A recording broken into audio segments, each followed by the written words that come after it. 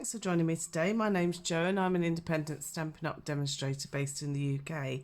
Today I'm going to show you how to make these little treat boxes. Now these are ideal for Christmas because you can hang them from your tree or you can have them on the table as table decorations. They just hold a little small gift inside. I've made 3 different ones here from various papers that we have in our collection at the moment. This one is slightly smaller, and the reason for that is this is the imperial conversion of the metric measurements which I'll be using today.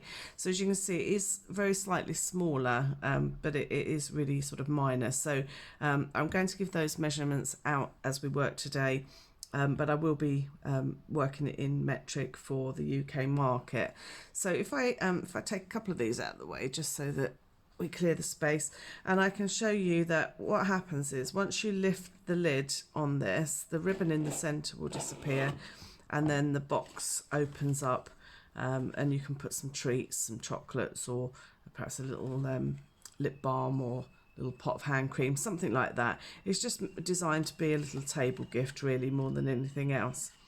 Okay, so what happens then is this ribbon will thread back through this centre hole here, and that will create your box once again. So I'm going to put that to one side and we're going to start making it. So I'm going to be using different papers completely this time. So these are from a returning set from last year. I will put all the details in the description so that you can see exactly what products I've used. These were really beautiful last year, and unfortunately we were unable to get them for a while, so they never really sort of had a full outing, if you like. So these are sort of really nice to be able to use. It's got some really beautiful colours in it as well. I've done these layers in preparation just to save us a bit of time, but I will give those measurements as well as we work through. So I'm going to pop those to one side, and you're going to need 2 pieces of cardstock to start with. Now I'm using Night of Navy.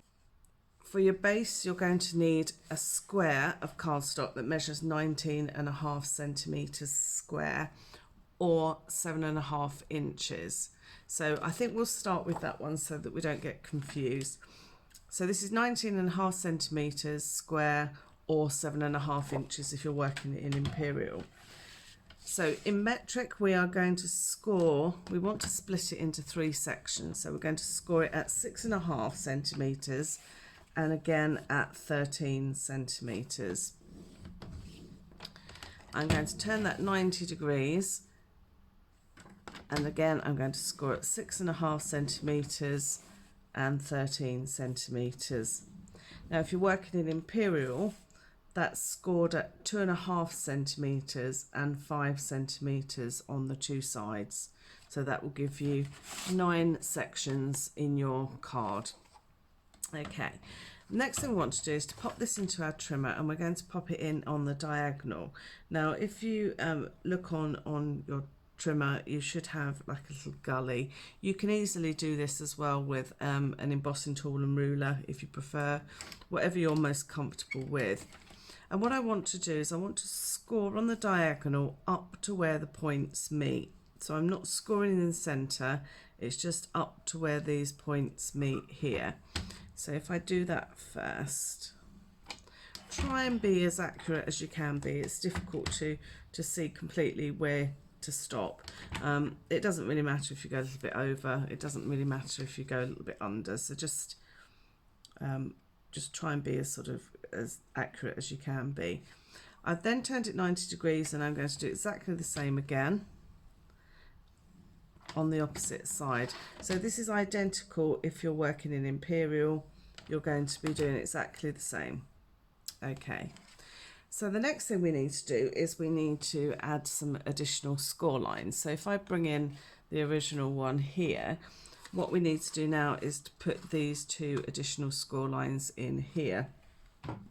So the way we do that, we are going to, on each side, we are going to mark a point that's at 3.25 centimetres, and that's on all 4 sides, so you'll have 2 on each side. And I'm just using a ball tool here. On this trimmer as well, we also have measurements going in the opposite direction, so it's quite useful for marking these up.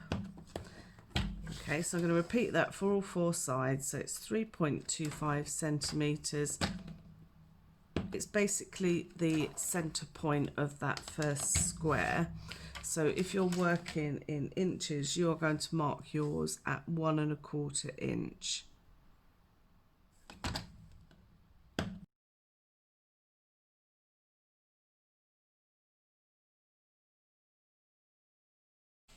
Okay, so once that's done, then we need to take a ruler, and from the point where the two lines cross in each corner, you're going to start at that point and you're going to score out to those points that you've made on the outside edge. So this is for every corner. So find that centre point where the two lines cross, line up your ruler with that mark on the edge.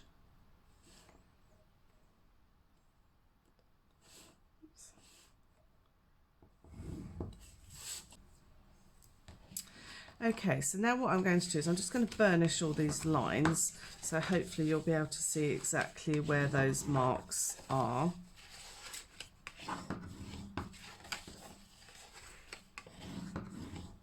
Now when it comes to doing the corner ones, I usually start with the ones that go across the centre first. They're the easiest to burnish, so I'm just going to do those, all four of those first.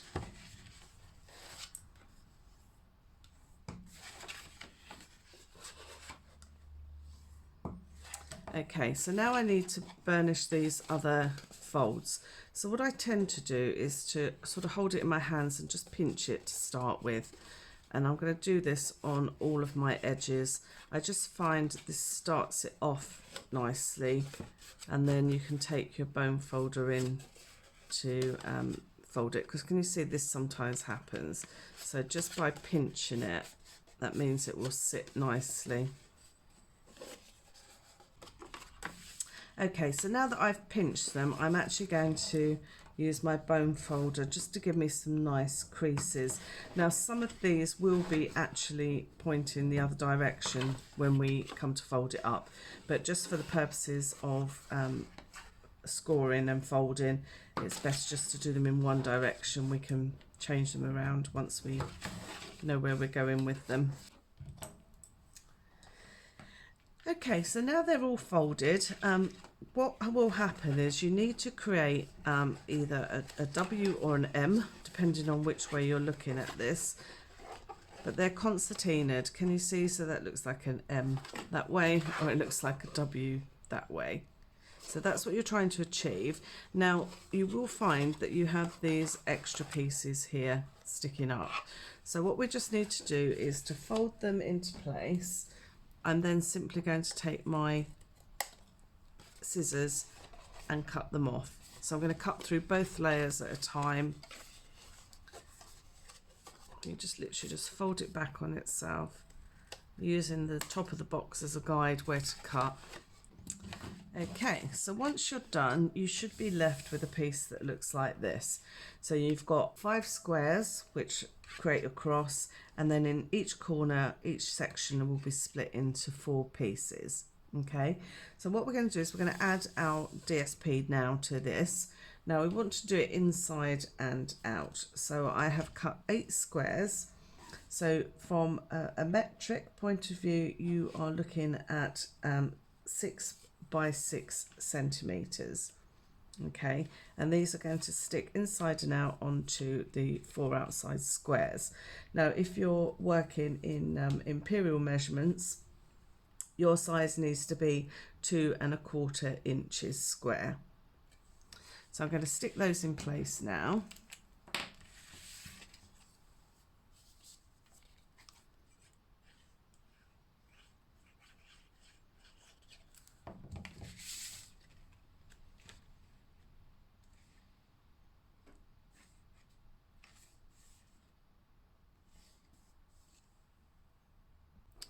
So once you've stuck all your pieces in place, you'll have 4 on one side and 4 on the other. So that is now complete.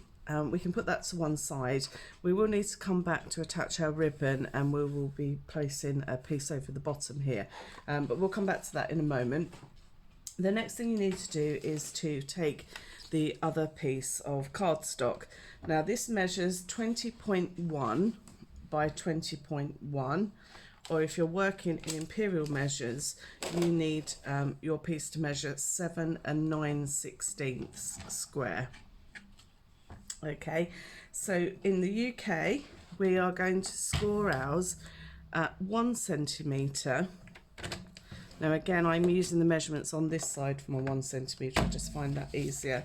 I'm just going to flip it round now. My next measurement is going to be 6.7, 13.4, and then finally 19.1.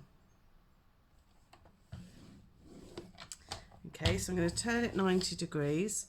I'm going to measure my 1 centimetre again, 6.7, 13.4, and then 19.1. So for imperial measurements, you need to score yours at 3/8 of an inch, and then at 2.5 inches on all 4 sides. Okay, it's actually easier. The imperial measurements for this section are actually easier than the centimetre sections, but there we go. That's how it works sometimes.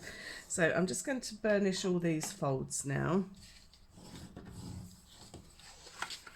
That is all our scoring complete. So there's minimal measurements really to complete this project.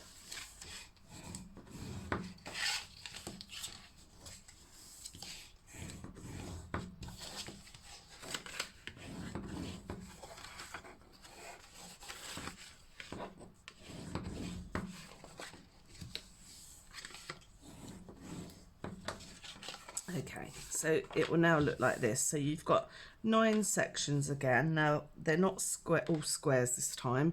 The corners and the centre are squares, and then these ones in the middles are rectangles, so that it just means that it gives us a little bit of the base showing once we've got the lid on. Okay, so we're going to start with cutting. So from the right hand side, I'm coming along to my second score line, and I'm just going to cut up to that first mark there, so that's where the 2 lines join. I'm then going to move along to the next section and do the same again. Okay, I'm turning it 90 degrees, so this is the middle section that we've just cut. Now I need to cut this across. Now I'm doing this by eye, you don't have to measure this. It's approximately 1 centimetre, but it doesn't have to be exact, so don't worry too much. And then I'm just going to remove that corner there, so we've got this nice sort of little tabs that we're creating. On this end piece, we're also going to cut the corners, so that again just creates a little tab. And I'm going to do the same this side as I did on the opposite, so approximately 1 centimetre.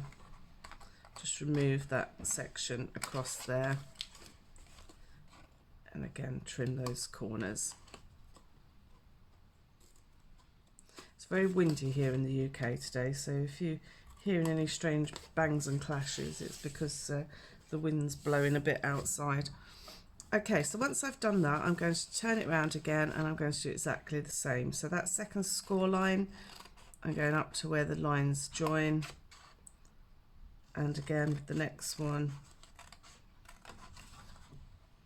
I'm going to cut that at 1 centimetre-ish, and just make sure I remove all of these corners just to give me my tabs. These tabs are designed for joining the pieces together, but also for aesthetics. Once it's all made, it looks so much nicer with these edges. Again, just going to cut that across. Remove those tabs. There we go. So that's how it should look when it's completed. If you're working in imperial, it's exactly the same, but you'll leave, you know, just about, what was it, about 3/8 of an inch. I think we did the ends. So roughly you want these to match, but as I say, it's not vital, so don't worry too much about it. Okay, so now we want to create our box, but first of all we need to cut our hole in the center, because if we don't do it now we'll find it very difficult to do it afterwards. So I'm just going to take a ruler and I'm going to mark my center point. Now you can do this with a pen or a pencil, or like me, I'm just going to use my ball tool because it's to hand. So I just want to make sure that this square in the center, I'm just going to mark across. Actually, I don't know if you can see that, so let me do it with a pen. I think it will be clearer for you.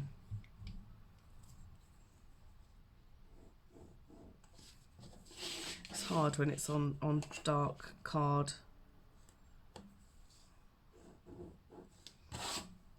Okay, so if I move that out of the way, now you can see this is where my centre meets. I'm not worried about pen marks because I'm going to be sticking over the top of that. So I'm just going to bring in my hole punch. Now you can use any kind of sort of punch you've got, provided it obviously can reach into the centre. I'm using my crocodile here just because I find it's the easiest thing to use. And I'm just going to punch that hole through that centre point. Okay, so now I've done that, I can start putting my box together. So these side flaps here are going to be what we use to actually make sure it all glues together nicely. So I'm just going to add some glue. Make sure that it's all lined up nicely. You can manipulate it a little bit better at this point, so just make sure it all just fits nice and square. Whoops.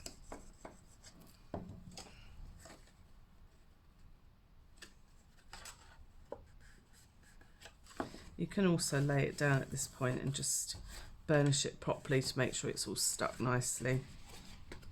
Now when I do the other side, I tend to add glue to both edges at the same time, purely because it's quite difficult to get your glue into that hole once it's glued in place.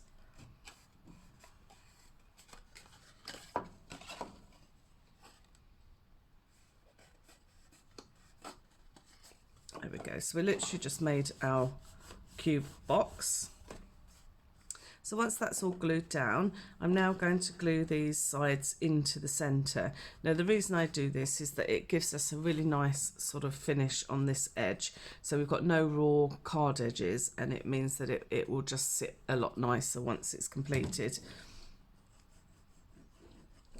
Anyone who follows me knows that I don't like raw edges on boxes.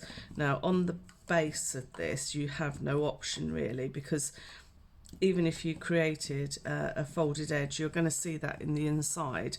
So it's nicer just to leave that particular one as a raw cut, but as a general rule I would try and always cover them. Okay, so that's now all complete. So what we're going to do next is to actually check it fits our box to start with. So if you recall, I asked you to fold these into a W or an M, depending on what way you're looking at it. Once these have been folded a few times, they do sort of naturally fall into that fold. So, you know, just persevere with it.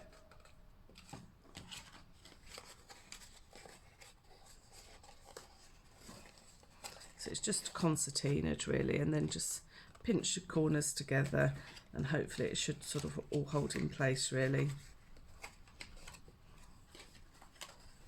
There we go. So there's our box folded. Now I'm just going to pop my lid on, and you should find that it got a really nice solid fit. Okay, so this is where I was saying with the rectangles, that just gives us a little bit of this that we can see underneath. So now we're going to decorate the top, and then finally we'll put the ribbon on, and you can add any other decoration that you wanted to add. So here are the layers. So I will give them to you one at a time. I think is probably the easiest. I'm going to start with the sides. Now you're going to need 4 of these. So for the metric, we are I'm using the brushed foil card that we've got in the new catalogue. It's really beautiful. If I'm honest, I can't work out which one's brass, which one's copper, and which one's gold, but I just colour matched this, so I think this must be the copper, but who knows? But it looks beautiful anyway. So the foil sections measure 5 centimetres by 6 centimetres, and you need 4 of those. And the DSP on this measures 5.5 centimetres by 4.5 centimetres. Now, if you're using imperial measurements, your foil layer is going to be 2.25 inches by 1.75 inches. Again, 4 of those, and the DSP is 2 inches by 1.5 inches. And we need one for the top, which we're going to punch a hole in a second. And for metric, that is 6 centimetres square for the foil and 5.5 centimetres square for the DSP. And for imperial, you're 2.25 inches square for the foil and 2 inches square for your DSP. Okay, so we're just going to stick these now onto the side of our boxes.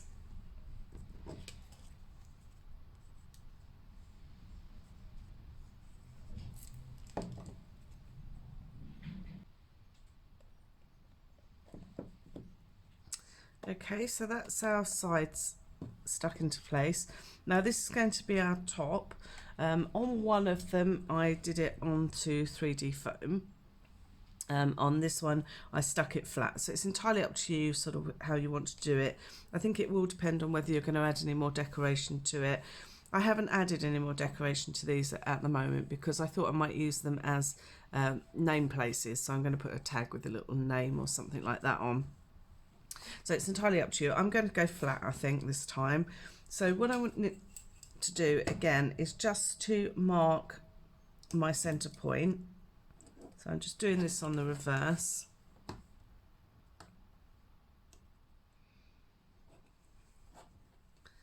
So again, where those marks cross, I'm just going to bring my crocodile in and line it up and punch my hole. Now, if you find when you pop this on, it is slightly out, it's not the end of the world because your ribbon's going to be actually covering it. In theory, it should be okay because that's your centre point. Now, obviously with your baubles, I have stuck them all up the right way, thankfully. It's only going to follow one side, so the bauble tops are here and here. So, but the bauble tops are obviously going the other way, but I don't think the overall effect will actually bother you really. Okay, so whoops, make sure that's nice and stuck down, doesn't move like it just did for me. I'm going to let that just stick for a little while. What I need to do now is I need to cut myself another square of my blue cardstock, which is going to hold my ribbon in place under here. So for metric measurements, your base needs to be 6.3 centimetres, and that's obviously a square. And if you're working in imperial, your base needs to measure 2 3/8 square. Okay, what's good about this is you can work on it while it's sort of closed at this stage. It's quite useful. Now I'm just going to take a little piece of double-sided tape. This is purely to hold my ribbon ends in place. So I'm not too worried that it's a full piece. It's literally just to hold my ribbon. Now I want to hold it on 2 sides, and I also want it to be away from these edges. Okay, so just in a little bit. I'm just going to remove the back off my tape. I'm going to start with one to start with, and you're going to need a piece of ribbon that measures 45 centimetres long. It's approximately 18 inches thereabouts. And what I want to do is just to stick my ribbon down on top of my tape, and I'm literally just going to stick my tape back in, just back on that for a moment, just so that it doesn't catch on anything. Now I want to loop this over, making sure that I'm not twisting it, and then I'm just going to stick it onto the back of the other piece here, and you can just make sure it lines up nicely there. There we go. So once that's done, I'm now going to glue my square that I've just cut into place. Now you do want to be reasonably liberal with your glue on this point, because we want to make sure it really holds the ribbon in place. So don't be shy.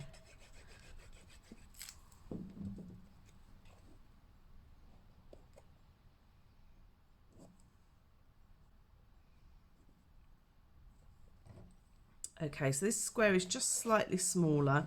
It just means that it won't get caught on anything. So if it's not quite square, it wouldn't sort of hang over the edges or whatever.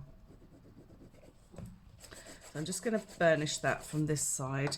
And now what I'm going to do is take my top off, and then I can burnish it from the inside as well, just to make sure it's stuck really nicely. Okay, so now that's all stuck in place. Normally if I was making this for any other time, I'd probably leave that just to make sure that that really has glued down well, but provided I'm careful, we'll be good. So the next thing I need to do is, I've got this loop of ribbon, and I'm just going to find roughly where the center point is, and I need to feed this into the top of my box. Now, depending on what ribbon you're using will depend on how easily that will go through the hole. Some of the lighter ribbons are sometimes a little bit more problematic, but I usually use the end of a ball tool or something just to put it through. It's at this time that you would add any little gift that you wanted to. And then I'm just going to close my box and very carefully push the lid in place. Now you'll find that your ribbon will bulge at this point. Don't worry about that. I'm going to close it up, and then very carefully I want to pull the ribbon ends until they go flat. So they're flat at that edge, and then this will give you your nice hanger here. So there we go. And again, depending on what ribbon you're using will depend on whether it will stay upright, or sometimes if you're using the lighter ribbons, they will fall a little bit. But again, if you're putting little gift tags and things like that on, that will hold it in place in any event. So there we go. That's that little box today. So I'm calling this my Christmas favour explosion box, I guess. So I hope you like that. Let's bring in this one here, so you can see this is the imperial measurement, so it's just very slightly smaller, but it is so minor. So I hope you like those, and I hope you'll give them a go, and hopefully you can put some nice goodies in there for Christmas. I think they're really sweet, and they look lovely hanging on the tree as well. So thanks for joining me today, and I will see you again soon. Take care. Bye.